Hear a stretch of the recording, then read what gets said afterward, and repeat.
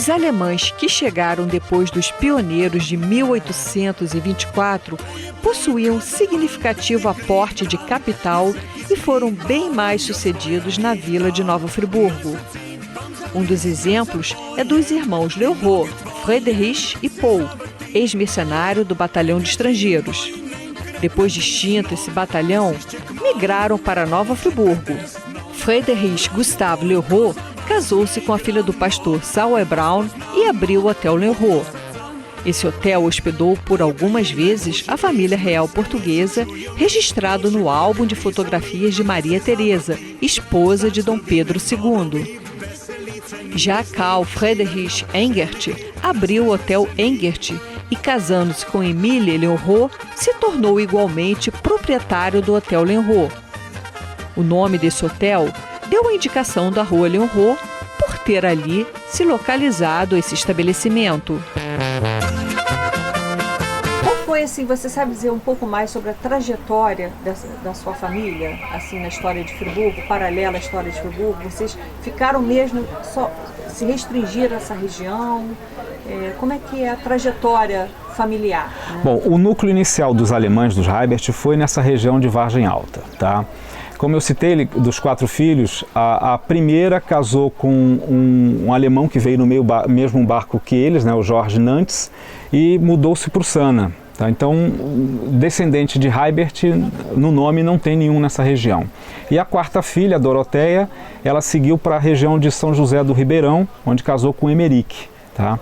O Wilhelm ficou nessa região, e que seria o 3º filho que gerou o nosso ramo, né? Um dos filhos dele, ele teve 4 filhos também, um dos filhos é o João Antônio Heibert. O João Antônio Heibert casou com Maria Alexandrina Muri. E aí a gente vê que houve a fusão dos alemães com os suíços. E ele, inclusive, levou a minha avó para ir morar numas terras que eram dos Muris. Onde é a Chácara do Paraíso, onde a minha mãe e meu tio nasceram. Tá? Lá era a chácara que pertencia à família do João Bernardo Muri. Que ela, como primeira filha, Maria Alexandrina era a primeira de 8 filhos, né? E ela herdou lotes e levou o marido e os filhos para lá. Tá? Isso a minha avó ela contava da situação, e depois que ela casou no Rio, ela veio para cá com o meu avô, e meu tio e minha mãe nasceram nessa Chácara do Paraíso. O fato de muitos suíços serem suíços alemães foi assim, facilitou, né, o casamento entre suíços alemães e alemães mesmo, né? Foi em razão do idioma, essa proximidade, né? Na realidade, 80% dos suíços eram de origem do cantão de Fribourg, que é francofone, né? Ou seja, falavam francês. Porém, para cá vieram alguns suíços, tipo Tuller e Knupp, que eram da região da Alemanha, tá? Da Suíça alemã. Então isso facilitou muito. Você vê a quantidade de casamentos de Knupps aqui com os alemães, com os Eringas, né? Com o Heydrich, e foi muito grande. Também uma outra família, Moser, que é suíça e é muito numerosa aqui, também teve uma forte casamento com os alemães. A proximidade da língua e acredito também da religião, tá? Porque quando separa Suíça alemã, muitos também vieram com a religião protestante, né? Já os alemães, pelo meu conhecimento, 100% eram protestantes, né? Isso gerou a criação da primeira igreja luterana da América Latina com a vinda deles para cá, né? Nós vamos falar sobre isso, mas antes eu queria que você falasse um pouquinho, no caso de Nova Friburgo, a sua dificuldade junto aos cemitérios, às paróquias, para poder fazer o levantamento da genealogia. Você parece que encontrou um livro de registros num galinheiro. Eu queria que você falasse sobre isso. Pois eu visito muito os cemitérios, as igrejas, os cartórios, no intuito de buscar informações, tá? Uma das curiosidades foi aqui em São Pedro da Serra, que não é um cemitério dos mais antigos, né? Mas eu fui lá buscar os primeiros livros, né? E o coveiro atual me disse que o livro não estava mais no cemitério. Eu falei, mas está com quem? O coveiro anterior se aposentou e levou o livro para a casa dele.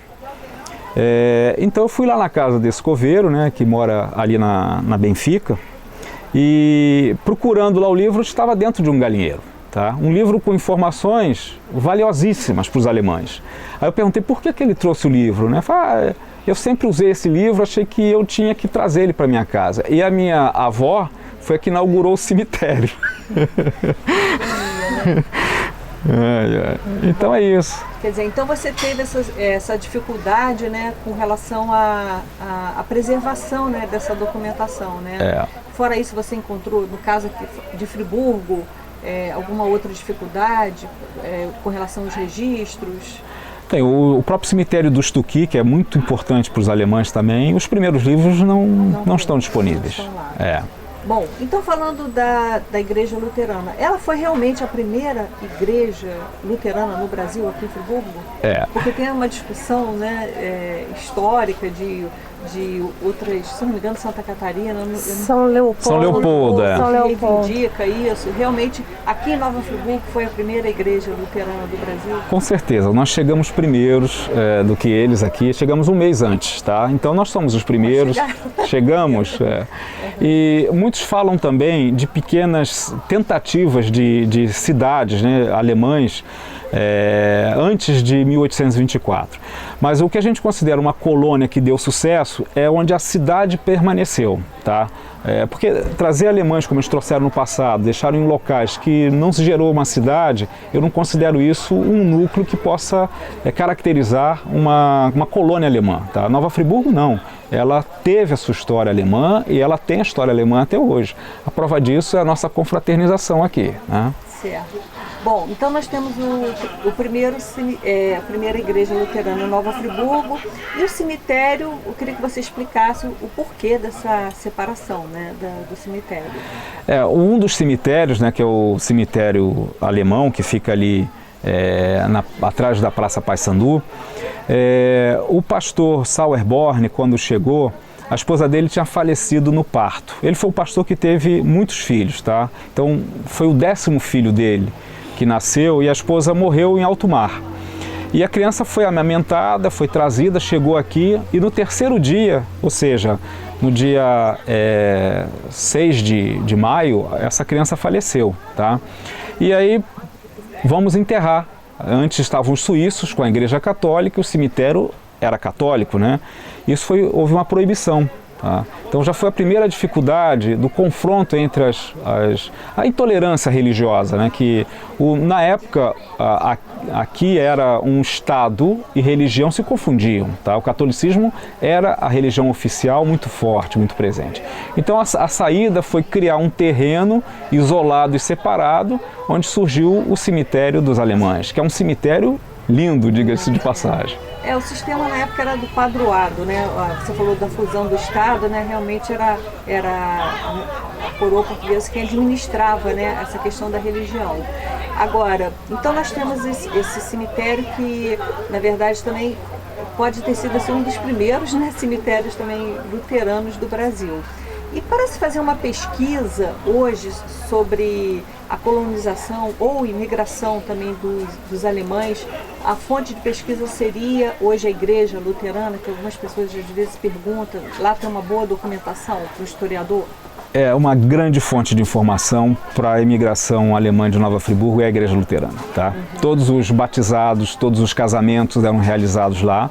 Esses livros estão conservados, preservados e já tem alguns pesquisadores que criaram livros a partir desses livros, tá? Então a gente não precisa tocar ou até danificar, porque o manuseio de um livro antigo pode gerar um dano, né? Então a gente pode consultar esses resumos que são muito interessantes, tá? Eu particularmente, a partir de uma filmagem, fotografia do livro de registro de casamentos, eu criei um resumo e publiquei no meu blog. Então as pessoas clicam lá e facilmente fazem uma pesquisa pelo sobrenome, acham todos os detalhes dos noivos, né, dos pais, dos avós, das testemunhas que participaram, isso facilita muito, tá? Então quer dizer que em relação à documentação sobre colonização e imigração de alemães, Friburgo tem isso bem preservado na igreja luterana, né? Exatamente. Eu sou a Vanilma, eu sou a 5ª geração da família Heiber. É a primeira vez que eu consigo participar do encontro, porque geralmente a gente está sempre envolvido com outros compromissos, né? Que, querendo ou não querendo, cada um segue um caminho, né? Quando eu era pequena, a gente tinha uma convivência maior em família, né? Porque nós visitávamos mais os tios, né? Que hoje em dia, até as tribulações do dia a dia, a gente acaba se dispersando. E quando o nosso primo, o César, né, resolveu fazer esse encontro, nós achamos muito rico porque a gente passou a se conhecer, né? Nesses encontros, cada vez vem mais parente, cada vez a gente descobre mais primos, né? E eu acho isso muito bom hoje em dia, que as pessoas se reúnem para tanta coisa negativa, né? E esse encontro em família, a gente vê primos que a gente não via há muito tempo, que a gente via quando era pequeno. Então eu acho que tem a enriquecer muito. E isso é muito bom para os nossos filhos, para os nossos netos. Eu acho que o princípio é esse aí, é a união. Um estar ao próximo do outro, pelo menos uma vez por ano, entendeu? Eu acho que isso conta muito. E saindo um pouquinho da história familiar dos Heibert, como é que você vê a forma como a história da colonização e da imigração é contada em Nova Friburgo? Eu acho que é muito fraca ainda, né? Eu acho que falta ainda um aprofundamento, uma coisa mais profunda, né? Com mais riquezas de detalhes, com mais riqueza de material, porque as pessoas tendem a guardar isso muito para si e divulgam pouco, entendeu? Por exemplo, o meu pai, ele não tinha esse costume de sentar com a gente, contar histórias da família e tal, isso, aquilo, mas ele tem várias fotos, várias coisas da família que a gente não tinha acesso.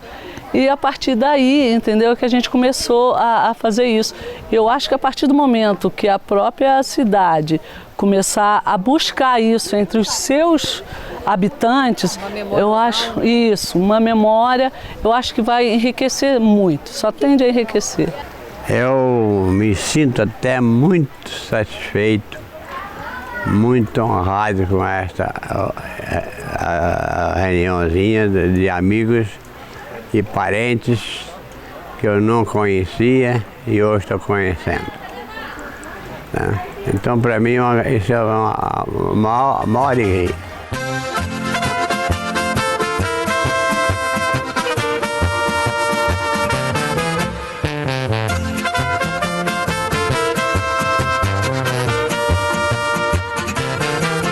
Jutri čas bo za križe težave, zato ne bili, s tem si glave. Vsi trenutki veselja so večni in danes srečni, bodimo vsi. Polka je najboljši ples, vriskanje se čuje vmes, kdo še polke plesal ni, naj se zavrti. Vsak slovenec dobro ve, veselice ni brez dni, žilah nam požene kri, nas veseli. Žilah nam požene kri, nas veseli.